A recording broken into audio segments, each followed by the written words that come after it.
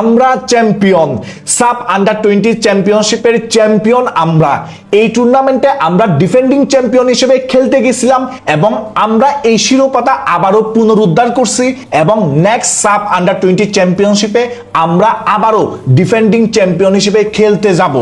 আমি এই ভিডিওটা শুরু করতে চাই গত বছরের একটা টুর্নামেন্ট সাব আন্ডার 19 চ্যাম্পিয়নশিপ নিয়ে, যেখানে ফাইনালে আমরা আবারও প্রতিপক্ষ হিসেবে পাইছিলাম ইন্ডিয়াকে এবং ইন্ডিয়া প্রথমে গোল করার পরে আমরা শেষের দিকে ইকুয়ালাইজ করে ম্যাচটাকে টাই ব্রেকারে নিয়ে যাই। সেখানে আমরা টাই ব্রেকারে ইন্ডিয়ার এগেইনস্টে ম্যাচটা হেরে গিয়ে ওই টুর্নামেন্টের রানার্স আপ হই এবং সেম টিমটাই বলতে গেলে এই 2026 সালে সাব আন্ডার 20 চ্যাম্পিয়নশিপ খেলতেছে এবং এখানেও ফাইনালে আমাদের প্রতিপক্ষ ছিল ইন্ডিয়া এবং ফাইনালে গিয়ে 0-0 গোলে 90 মিনিটস ড্র থাকার পরে টাই ব্রেকারে গড়াই।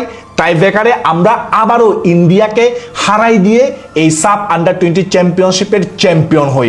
এটা আমাদের সবার জন্য খুশির বিষয়, সবার জন্য আমাদের সেলিব্রেশন করার মতো একটা মুভমেন্ট। এখন এই ম্যাচ নিয়ে যদি কথা বলতে যাই, এই ম্যাচ নিয়ে নেগেটিভ পয়েন্ট নিয়ে কথা বলা যাবে, পজিটিভ পয়েন্ট নিয়ে কথা বলা যাবে। আমার মতে এই পুরো টুর্নামেন্টে আমাদের বেস্ট প্লেয়ার ছিল ইউসুফ আলী। ইউসুফ আলীকে নিয়ে আমি এর আগেও অনেকবার লাইভে ভিডিওতে কথা বলছি, তবে ইউসুফ আলী আজকের ম্যাচেও আবার প্রমাণ করছে কেন এই টিমের one of the best player বা বেস্ট প্লেয়ার ইউসুফ আলী এবং ইউসুফ আলীকে কেন এই টিমে খুব বেশি প্রয়োজন।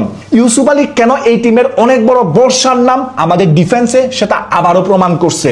মাথায় ব্যান্ডেজ নিয়ে নেপালের এগেইনস্টে সেমিফাইনালে ফুল 90 মিনিটস খেলছে, আজকে ফাইনালে ইন্ডিয়ার এগেইনস্টে ফুল 90 মিনিটস খেলছে এবং আজকে রাইট ব্যাকে খেলছে এবং দুর্দান্ত পারফরমেন্স করছে। রাইট ব্যাকে একের পর এক ব্লক, একের পর এক ট্যাকেল, একের পর এক ম্যান মার্কিং, সব কিছুই ফ্যান্টাস্টিক ইউসুফ আলীর। তবে ইউসুফ আলীর সাথে সাথে আজকে আমাদের ডিফেন্সে যারা যারা খেলছে সবাই ভালো করছে। স্পেশালি যদি আমি বলতে যাই, আমাদের গোলকিপারের কথা বলতে হবে। আমাদের ইসমাইল হোসাইন মাহিন আজকে যা পারফরমেন্স দেখাইছে, স্পেশালি আমি বলবো ট্রাই ব্রেকারে প্রথম যে শটটা সেভ করছে ওইটা জাস্ট অন্যরকম সেভ ছিল ভাই। ওইটা দেখার পরে মানে একটু খুশি খুশি লাগতেছিল আমার, মানে অন্য লেভেলের সেভ ছিল ওইটা। আর যদি মিডফিল্ডের কথা বলি, এটাই আমাদের নেগেটিভ পয়েন্ট আমার মতে। আমরা পাকিস্তানের এগেইনস্টে প্রথম ম্যাচ, ইন্ডিয়ার এগেইনস্টে সেকেন্ড ম্যাচ এবং সেমিফাইনালে নেপালের এগেইনস্টে এবং আজকে ফাইনালে ইন্ডিয়ার এগেইনস্টে মিডফিল্ড আমাদের বরাবরের মতোই বাজে ছিল। মিডফিল্ডে আমাদের বেঞ্চে ভালো প্লেয়ার ছিল, ওদেরকে আমরা বাজাই দেখতে পারতাম আমাদের গ্রুপ পর্বের শেষ ম্যাচ ইন্ডিয়ার এগেইনস্টে, কিন্তু আমরা সেটা করি নাই। আজকে ইন্ডিয়ার এগেইনস্টেও আমরা যথেষ্ট পরিমাণ মিডফিল্ডে কন্ট্রোল আনতে পারি নাই বা মিডফিল্ডে ওই রকম ক্রিয়েটিভ কিছু করতে পারি নাই। মিডফিল্ড থেকে যে বলগুলো ডিস্ট্রিবিউশন করা দরকার সেগুলো আমরা করতে পারি নাই। মিডফিল্ডে যে রকম বল প্রোগ্রেস করা দরকার সেটা আমরা আজকের ম্যাচেও করতে পারি নাই। আমার মনে হয় আজকে ফাইনাল ম্যাচে আমাদের সবচেয়ে বড় নেগেটিভ বিষয় এই মিডফিল্ড। তো এরপরে যদি ফ্রন্ট লাইনে যাই, আমার মতে আজকে নাজমুল হুদা ফয়সাল একটু অফ ফর্মে ছিল, যার কারণে কিন্তু নাজমুল হুদা ফয়সালকে চেঞ্জ করছিল আমাদের কোচিং প্যানেল।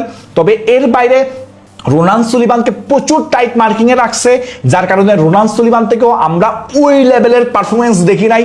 তবে তার কোনো সমস্যা নাই, লাস্টে 5 নাম্বার শটটা নিতে এসে টাই ব্রেকারে যেভাবে পানেনকা শট নিছে ভাই, ক্লাসিক্যাল ডাইরেক্ট, উফ, ওইটা দেখে ভাই মন ভরে গেছে। এবং এরপরে আমাদের যে দর্শকরা ছিল ওদের সাথে যেভাবে সেলিব্রেশন করছে, জাস্ট অন্যরকম ফিলিংস এগুলা, মানে এগুলো আসলে ভাষায় প্রকাশ করার মতো না। এরপরে মোর্শেদ আলী ডিফেন্সে হেল্প করছে, অফেন্সে হেল্প করছে, মানিক মিয়াও যথেষ্ট পরিমাণ অ্যাক্টিভ ছিল।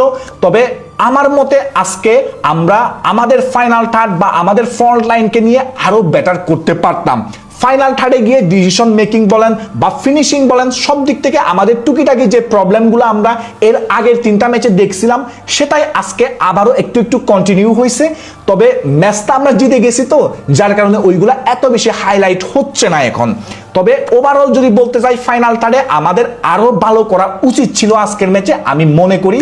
তবে এরপরে আমার কাছে আরেকটা বিষয় খারাপ লাগছে, সেটা হচ্ছে যখন নাজমুল হুদা ফয়সালকে তুলে নিয়ে ওইখানে দেখলেন সুলিবানকে নামানো হলো, দেখলেন সুলিবানকে একেবারে প্রপার রাইট ব্যাক পজিশনে খেলানো হচ্ছে, তখন কিন্তু আমরা 5 ম্যান ব্যাকলাইনে শিফট হয়ে গেছি। তো এত ম্যাচের আর্লি মোমেন্টে আমরা এক গোলে লিডেও নাই, ওই টাইমে এত ডিফেন্সিভ খেলাটা কতটুকু যুক্তিসঙ্গত সেটা নিয়ে আমার একটু ভয় হচ্ছিল, কারণ ইন্ডিয়া বারবার অ্যাটাক করতেছিল, ওইখানে বিশাল